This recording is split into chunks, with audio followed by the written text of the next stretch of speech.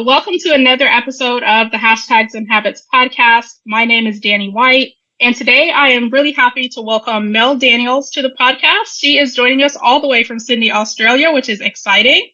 Mel is a content strategist and speaker who loves to understand why. Even past her toddler years, she always asked the question why. She wanted to understand why things worked the way they did, why people acted the way that they act. Why she was the only one who loved peanut butter and sultana sandwiches. Her curiosity has led her on a very interesting life journey from academic achiever to corporate leader to mother and now business owner.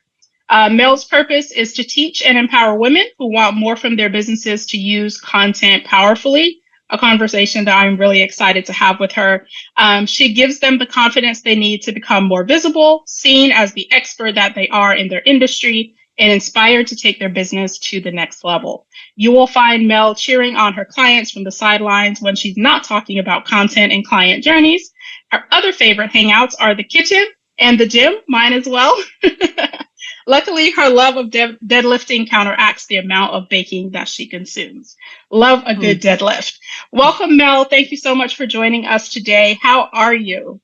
I am so good. I am just feeling so blessed and so honored to be here on your podcast today, Danny, and to have this conversation around content marketing and just how important it is for your business and to bring more you where you can to your beautiful content as well. Yes, I'm excited as well. So I want to start by you telling us a little bit about your journey from being in the corporate world and then kind of evolving into a business leader, which is another, it's like a second life almost. Oh my goodness. How did you transition from that? Yeah, that's a really great question, Danny, because I look at my working life in three different stages. It's my corporate life, my mum life. I was a full-time mum for over 10 years, and then my entrepreneurial life. And a lot of people do not have the fortune to really love what they do at every stage of life. They often feel like a piece of them is missing once they move on and they look back with regret or go back to that previous life. But I can honestly say that I have been so blessed to have three different parts of my life that I've loved so much and really enjoy the challenges of each of them because, oh my goodness me, each of them brings so many unique and different challenges, don't they? So, sure. Yeah, so that's probably the first thing that I want to say, that I really loved every stage of my working life. So when I had to leave corporate to have my first child, I had every intention of going back to that job. I loved it so much. I loved the people. I loved the corporate culture. Just loved everything about what I did in that space. But we were thrown a bit of a curveball, as you often are in life. And my husband was offered a job on the other side of the world in the UK, in London. And so we decided to take that opportunity. So we took our 6-month-old and moved all the way across the other side of the world. Oh, wow. What a journey for a 6-month-old. It was. So, to not be around family, not be around friends, be in a different area, a different environment.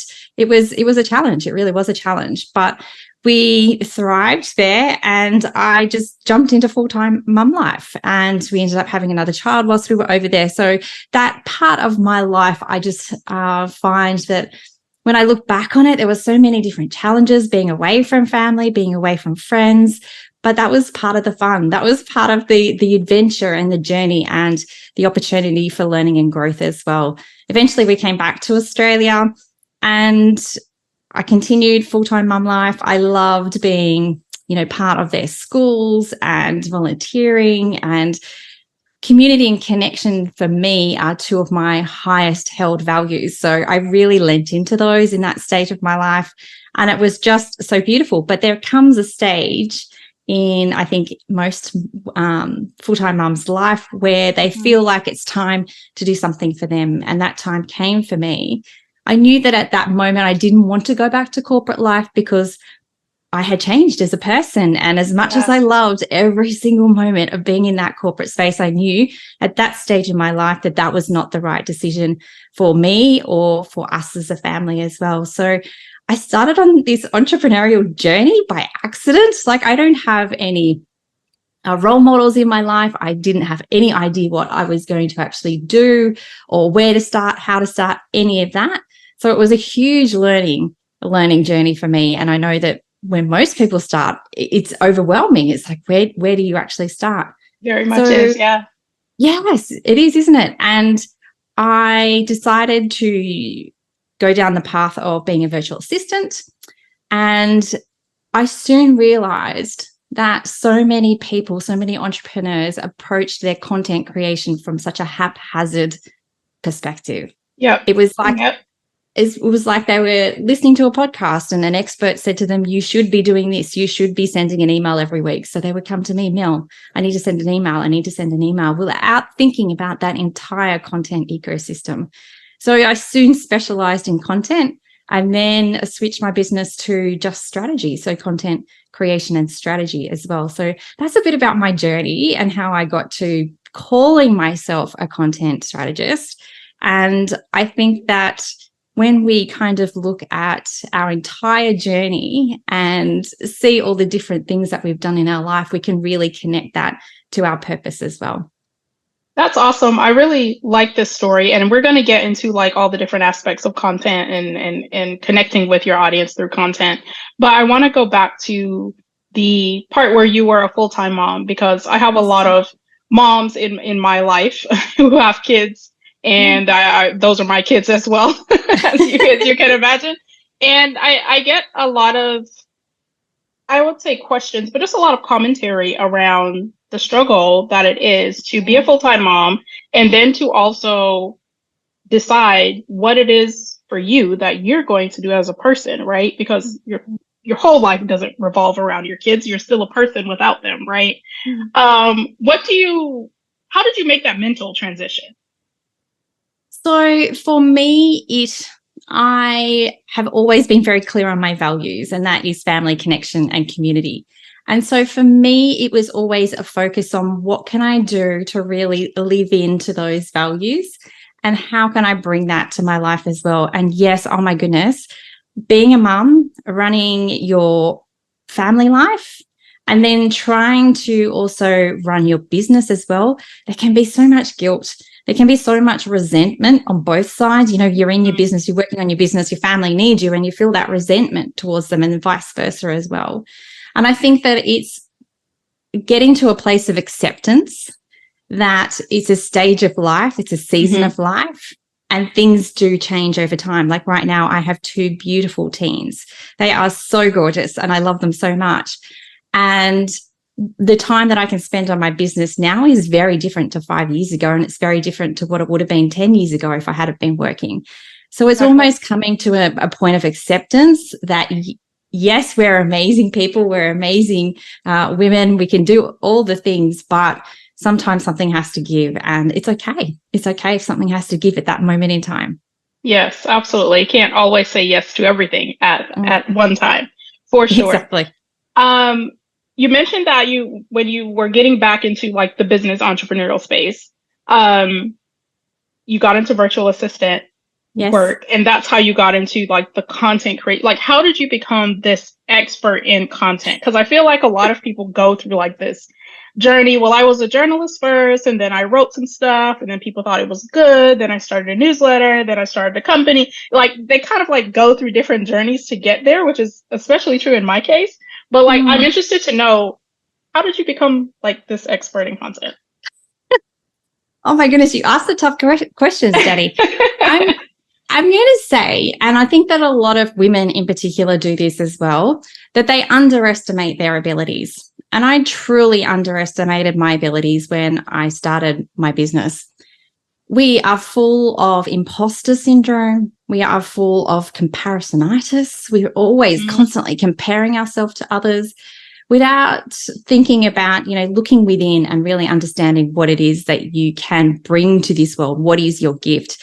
So funny you should ask this question, but I have a marketing degree. So, so many years ago, I went to university and got a degree in marketing.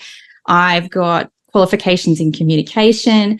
My role in the corporate world was around communication and creating newsletters for internal purposes and staff and, everything like that. So the foundations were always there in terms of the content.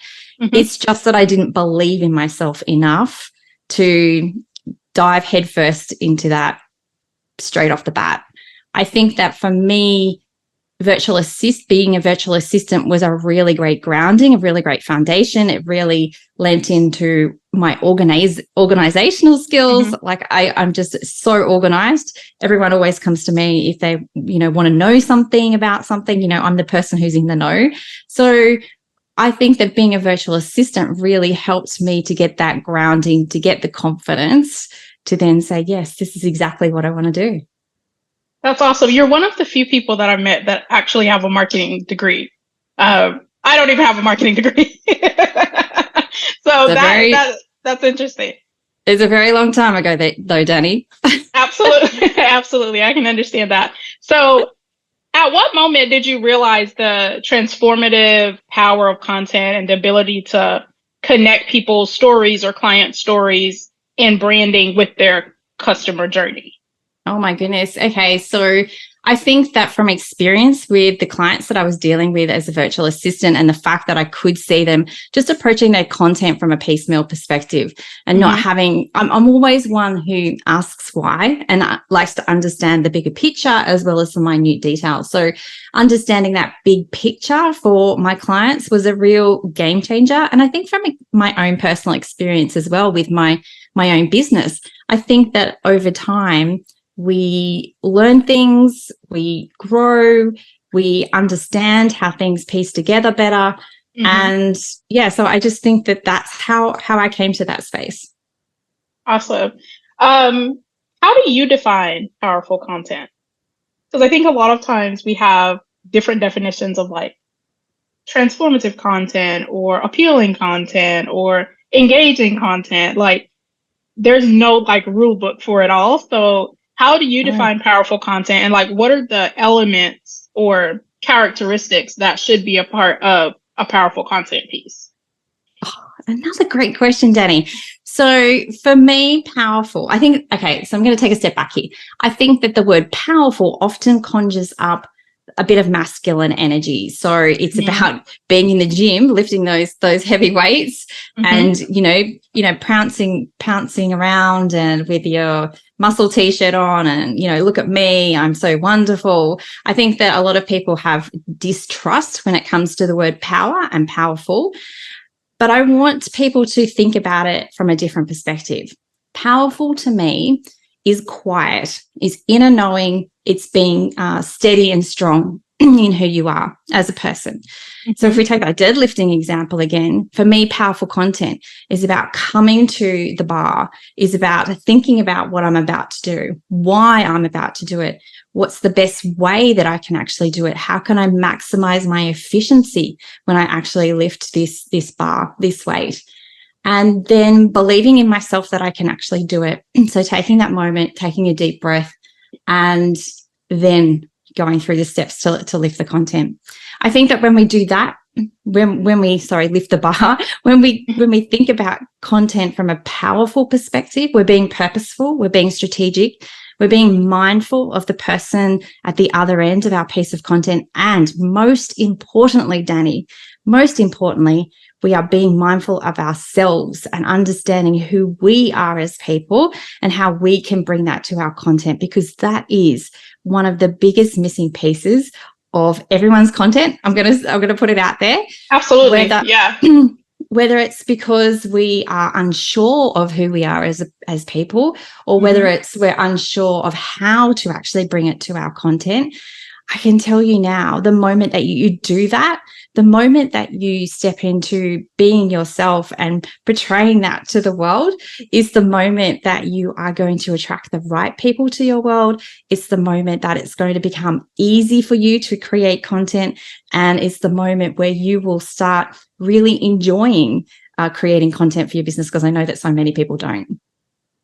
This is such a challenging, idea to convey to companies. Like when you're trying to create their content, they're like, I need to create the sales enablement content, and it's supposed to be about this, and these are the 500 people we want to target in the entire world, and it needs to be so specific, and we just want to sell.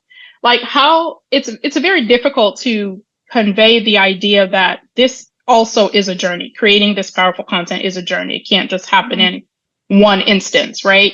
How do you go about conveying that to clients to get the result that they want and that you can get them? Yeah. So I think that there is obviously such resistance first. There is such resistance to showing any part of ourselves. And I think that that's because we have seen through social media and the internet the implications of being vulnerable or showing a piece of yourself. It can backfire and you can be ridiculed for it. And I think that people see that side of bringing yourself to your content. But when you take a moment and think about, well, if I need to bring myself to my content, it's really about me, who I am as a person, or who this business is, what this represents.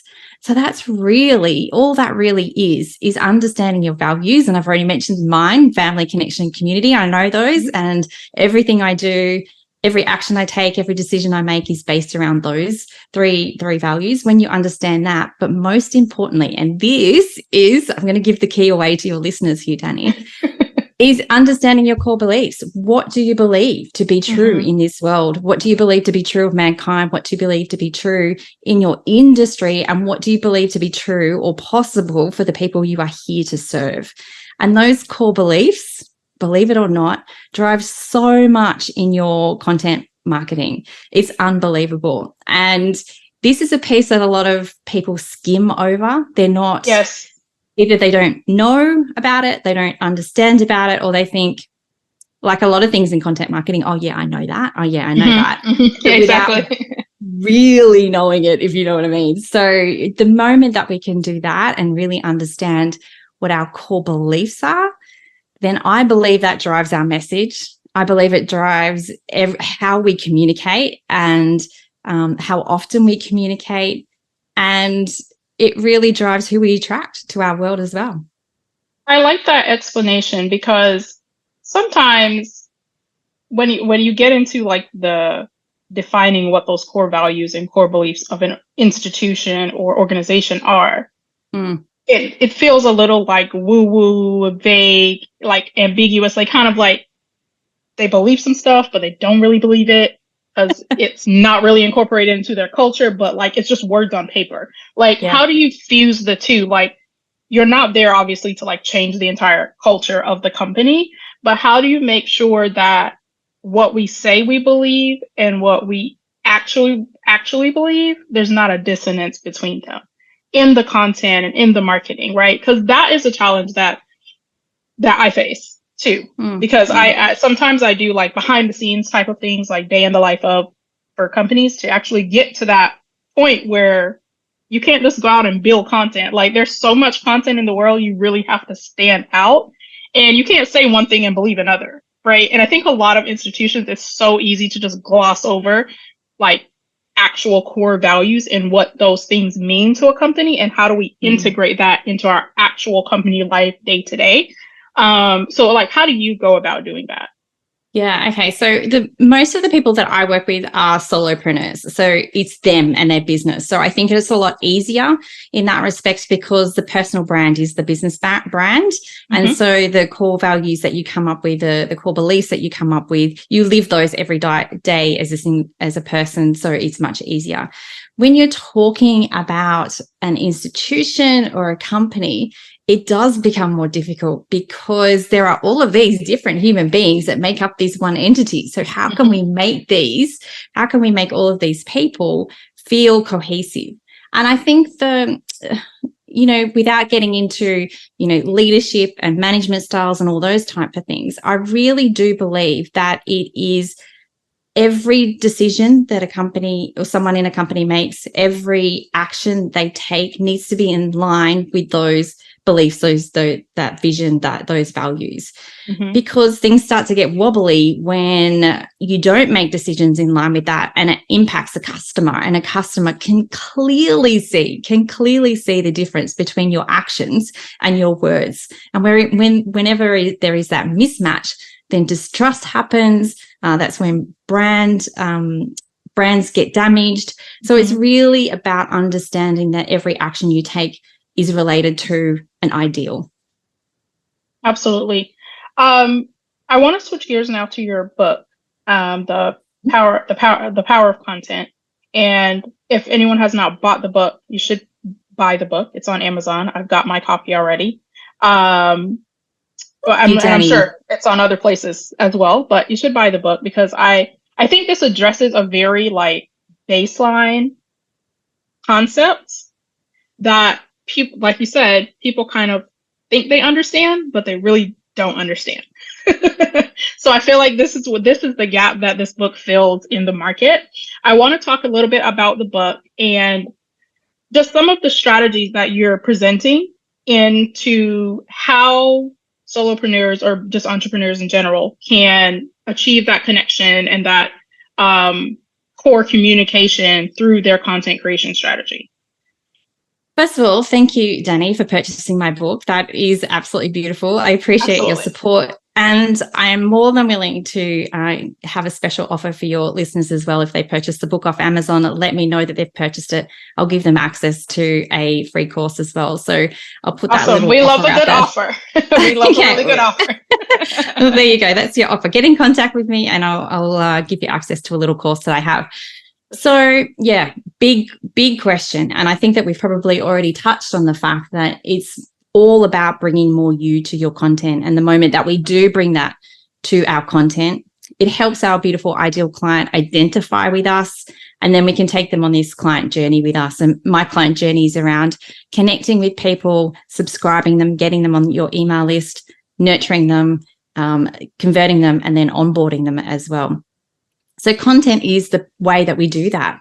And when we think about it from a very transactional perspective, when we think about the numbers, and I think that this is part of my message as well, that when we think about the conventional content marketing strategies that we've been taught and how it doesn't fit with a lot of us, and why does it not fit with a lot of us? Why do we feel a bit we have to wiggle in our chairs and it just feels a little bit icky? And that's because many of us, I know you are, Danny, and I know most of your listeners will be as well, are these big-hearted entrepreneurs. They're purpose-led. There is a reason that they are doing what they're doing. They love to serve.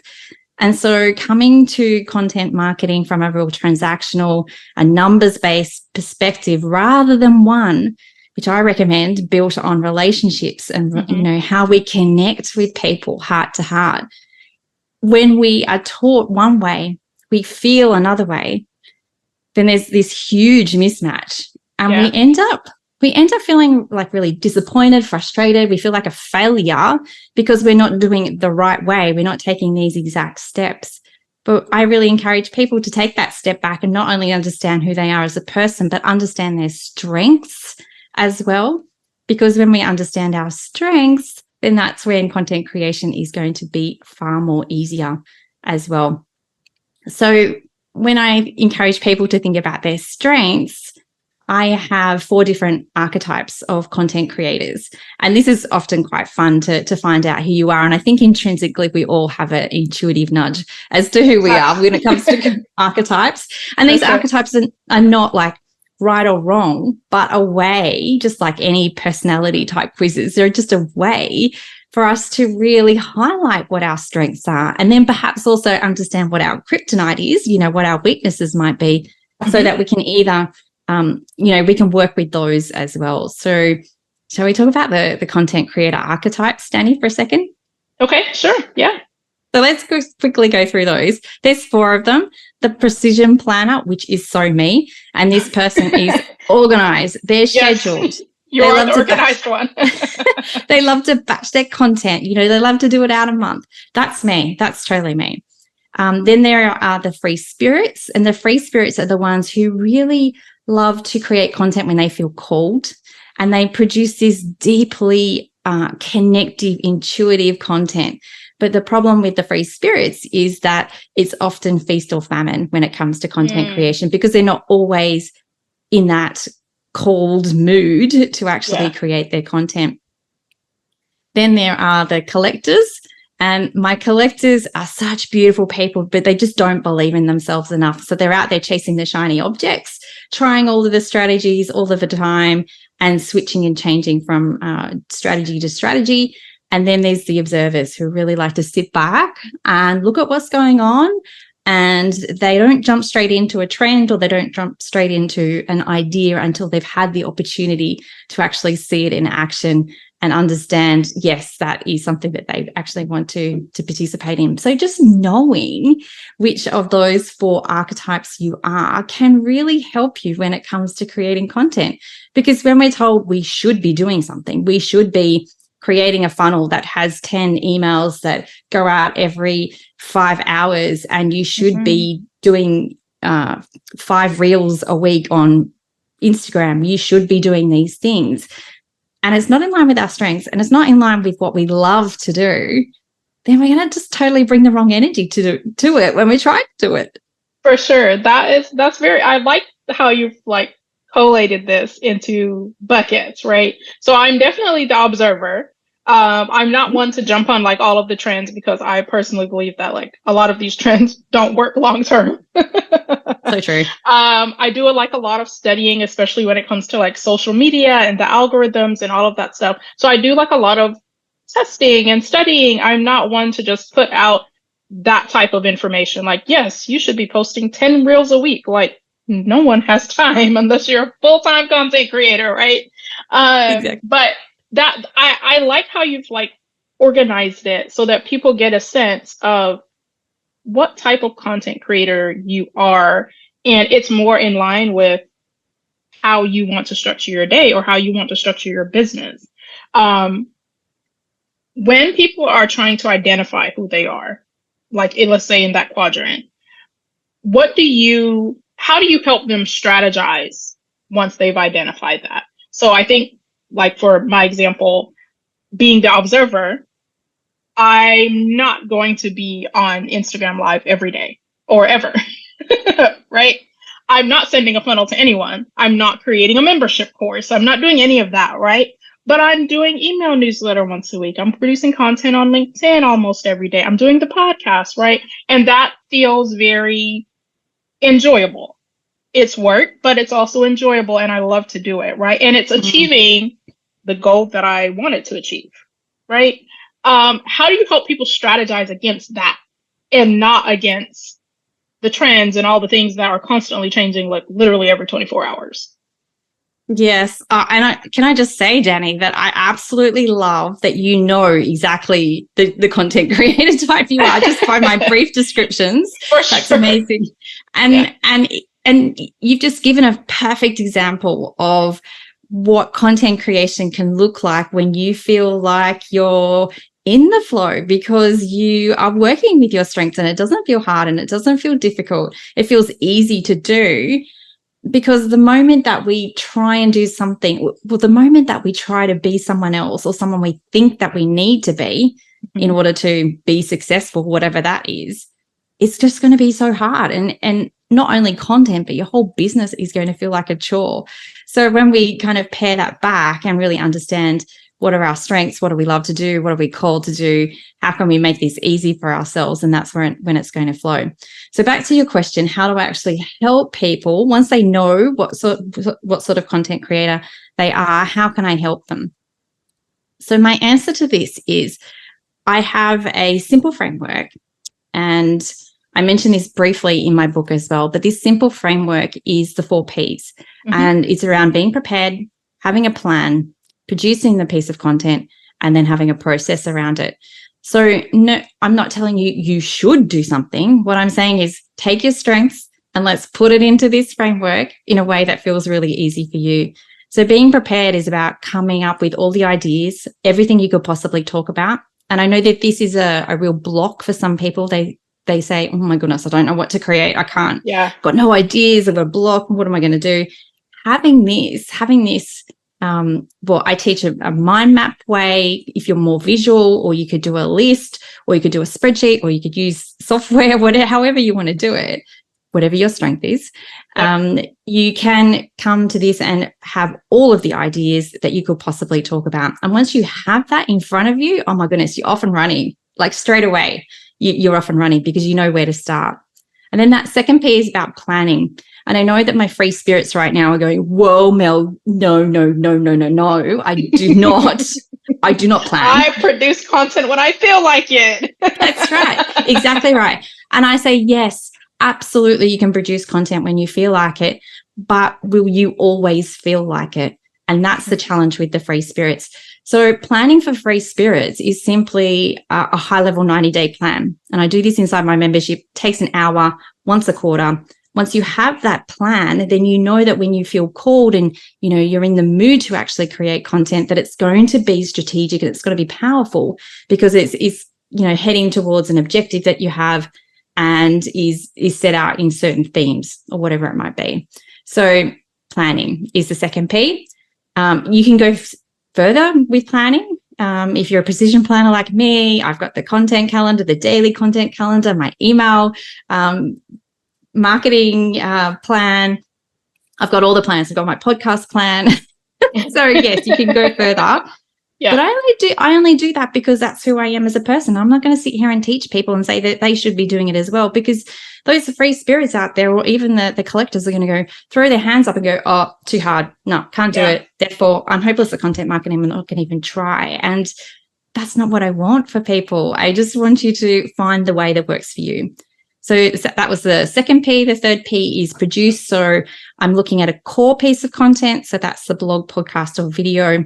Mm-hmm. Really encourage you to have one of those. And I know that you will know this, Danny, that, when you have that meaty, binge-worthy, Netflixy type of content that people can binge, then it just makes it so much easier for them to get to know you better. But it also then serves you. Then you can, I call it reimagine because I don't like the words repurpose or reuse. I don't like that word either. So boring. But whereas reimagine is, thinking about what are all the possibilities that my core piece of content could actually have, and bringing that to the world. So it's going to be beneficial for you as well. And then that last P, process. And once again, my collectors and free spirits are going to go, Mel, no. Purposely, having a process in place is so boring. But having a process in place not only helps you become more efficient, because content is not just about being creative, it's also about the efficiency and systemization as well. For sure. If you can have that process in place, then it's really going to help you and anyone who you end up outsourcing to be able to understand what the exact steps are and get it done quicker. Awesome. I love the quadrant idea. And I think that anyone listening should really do the work to try to identify where do you 80% of the time fit into one of those quadrants, because that will help you go through this type of a framework. And I feel like every small business owner, whether you're a solopreneur, you have a small team, you have employees, it really does help to have this type of a framework and to have a process in place, even if it's a loose process, to have a process in place. Because once you start to grow, which most businesses and business owners, they want to grow to a certain level, processes do make things easier. But I want to ask you, how do you balance the creative side, which may be more of like the freestylers, the free spirit ones, and the business strategic considerations for like brand messaging, the goals of the business, audience engagement, those types of things? Because I think creativity it's very subjective, as we all know, but it often gets lost when it gets into the process and the planning type of, the strategic, data-driven part of content. I think that because I'm not solely focused on transactions and numbers when it comes to content marketing, and I do have that relationship kind of based connection approach to content marketing, it does make it easier for me to balance the strategic side as well as the creative side. For other people who feel like they, might be more creative rather than strategic, once again, it's kind of just looking at what your strengths are. You can be strategic if you are creative, but it might not look the same as everybody else's strategic. It might be just doing a 90-day plan and that's it. And you know what? That's okay. If you can work with that and that's going to guide you in the strategy side of things, then I think that that's great. So it's just understanding your strengths, understanding, how you can bring that to your business and then melding the two together. I don't think that I probably really answered that question that well, Danny, because everyone is so different. And this is the beauty of, you know, being a part of this world, really, is that every single one of us is unique. We have different experiences, we have different levels of knowledge, we have different stories to tell. You know, there's just so much about us that is uniquely different, that putting out a formula or a templated way of doing something, to me, just is inviting people to feel bad about themselves because they're not going to live up to the standards. Because, you know, I don't know, like we pick these people out of the air and think, oh my goodness, they are amazing. They've got it. They've got the business that I want. They're so successful. I'm going to follow every single thing that they do and every single suggestion that they make. And I'm going to create a digital course because that's what they specialize in and that's what they tell me that I need to do. Whereas, you know, you might be like me and love connection and community. And so courses doesn't make sense. Like a membership makes more sense for you, like to be able to nourish people and to serve people and to turn up and feel that connection with people is far more joyful for me. So yeah, I think that telling people you should do things this way is just the wrong way of approaching life and business, really.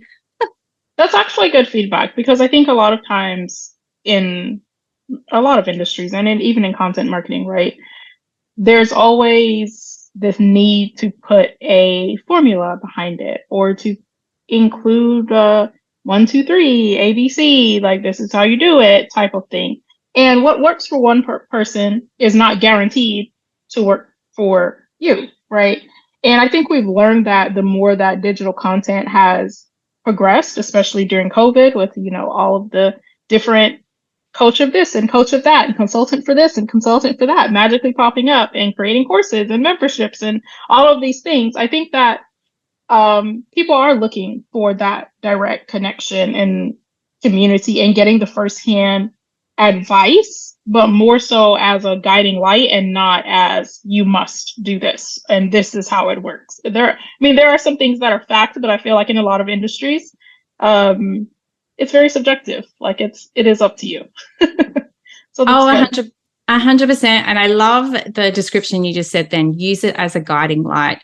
Like, I'm not saying ignore people out there, ignore all the experts. I'm not saying that at all. Take those gems, take those bits that you go, oh my goodness, yes, I could implement that into my content. I could do that that feels good to me to do in my business.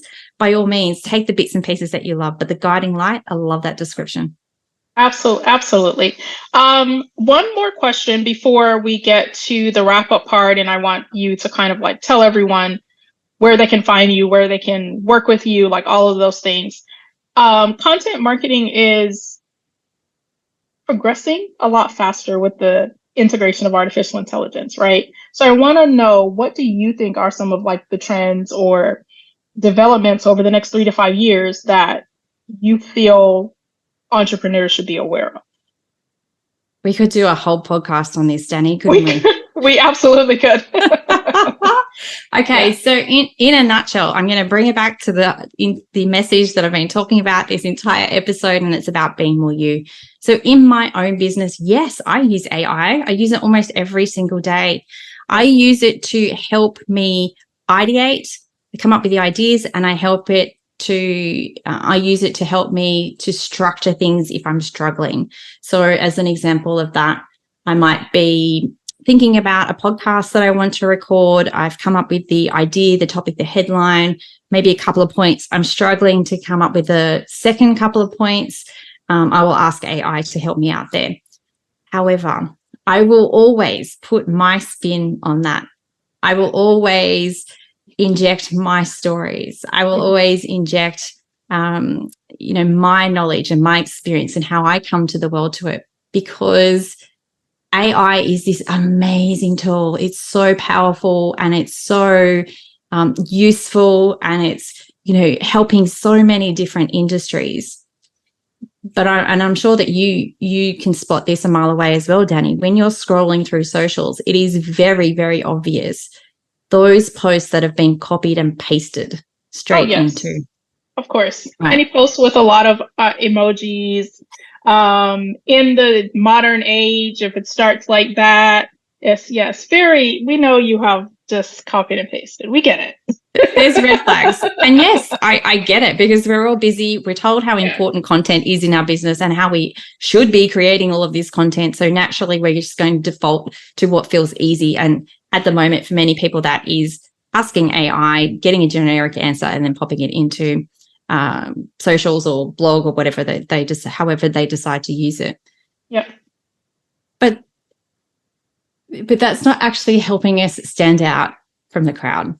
Mm-hmm. It is doing the absolute opposite, and it is not showcasing who we are as a unique human being. So I think that in the very beginning, people were really keen to use AI and do this whole copy and paste perspective. I think that gradually people are starting to understand now that it's obvious. It's obvious when a human hasn't had any input into a piece of content. So I think that it's being pared back a little bit, and I can see that to continue as well.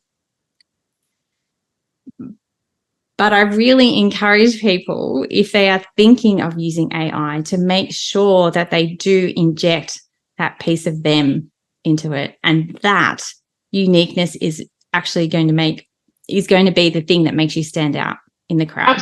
Absolutely. I definitely agree with that. I think we've been doing some testing work with some of the AI tools and trying to integrate like brand voice and tone documents that were like done by humans into the AI tool and get it to produce content that is on brand and on par with like the voice and style of a particular company. And there's a lot of work that still needs to be done on the AI side, which is progressing very quickly.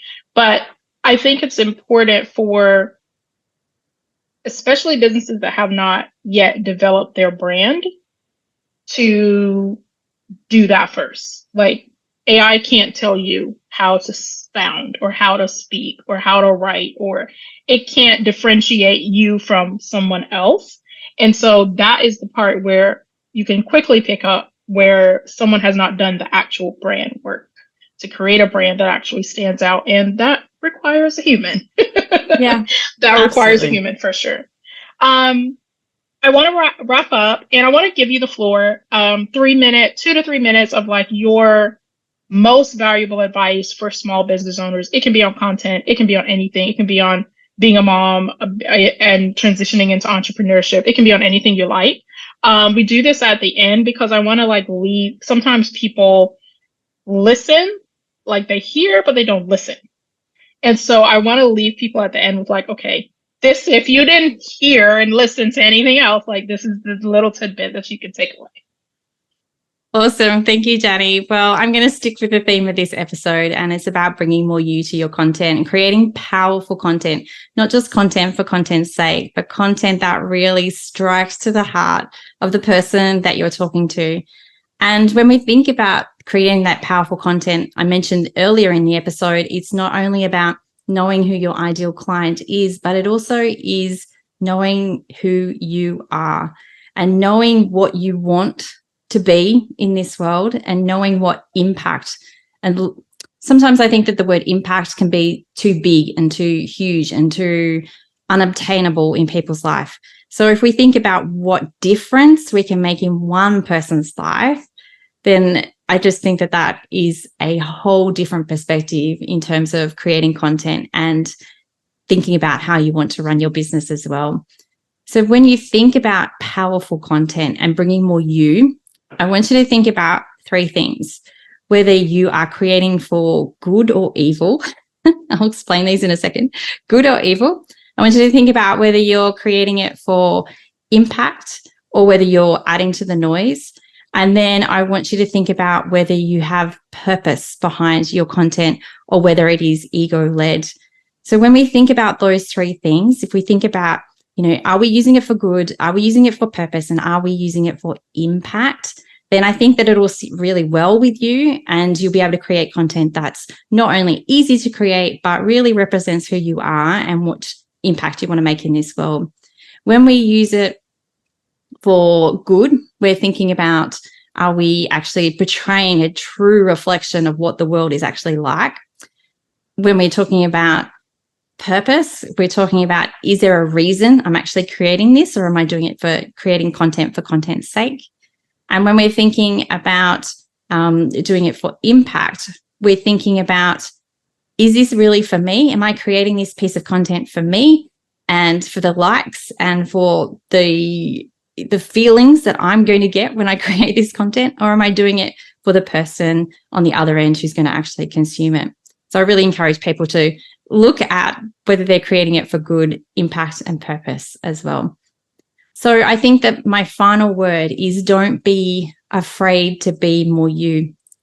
It's not about bearing your soul to the world. It's not necessarily about, telling people about trauma that you may have had in your life, unless that is part of what you do and the story that you need to tell.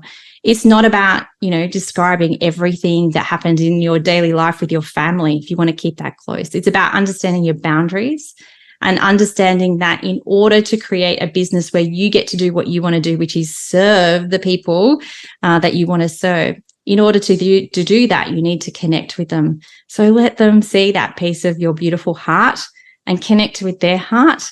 And then once you do that, then not only will you be able to draw in aligned people into your world, but you'll create this amazing business that you really love and content that feels joyous to actually create.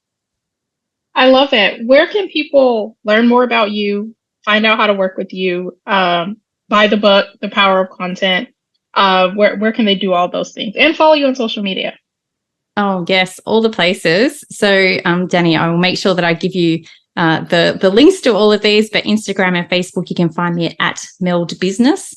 You can purchase my book, The Power of Content, via Amazon, or come on over to thecontenteffect.com.au/book.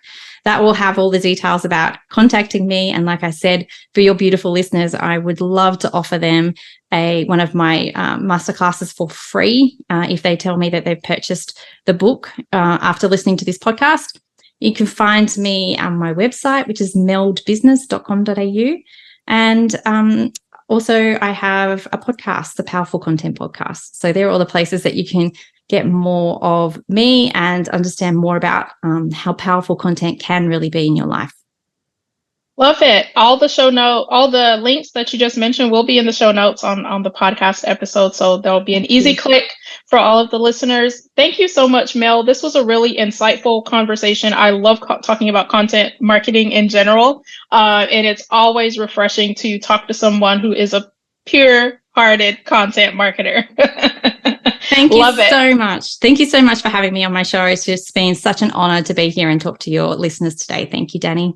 Thank you so much. Thank you all for listening. We will see you next Tuesday.